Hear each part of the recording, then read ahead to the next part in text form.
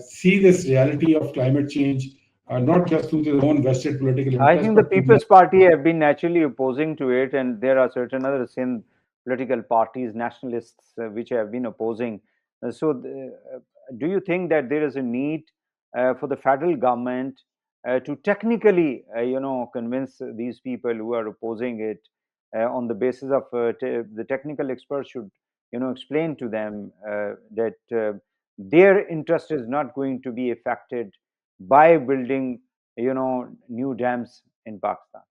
exactly, I think that is what should be done, and the government has rightfully declared a climate emergency.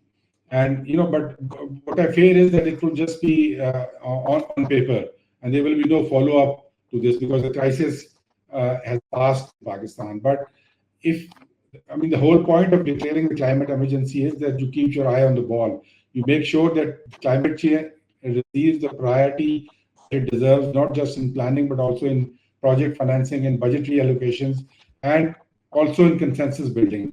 And I think one of the first things that the climate emergency team, whatever it is, in Pakistan, there was a team that was declared that should try to build consensus on water storage in Pakistan.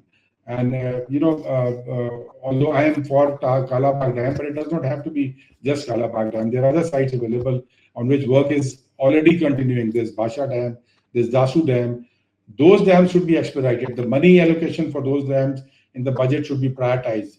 Uh, in this year, the budget that came, we were told it is going to be a climate budget, but yet we saw a 30% cut in the allocation for Basha Dam. So this should not happen in the future.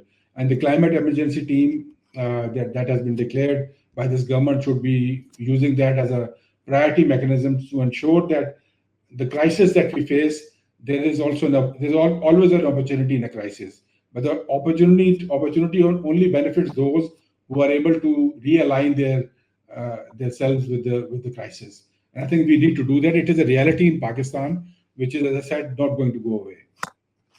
Pakistan is not responsible, as you said earlier, for whatever is, these the climate changes and the disaster and the destruction that Pakistan has been facing.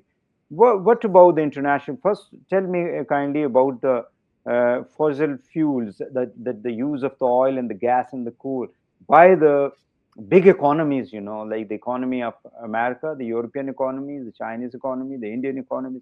So, what's your suggestion? Because there was certain debate going on that by year 2030 or 20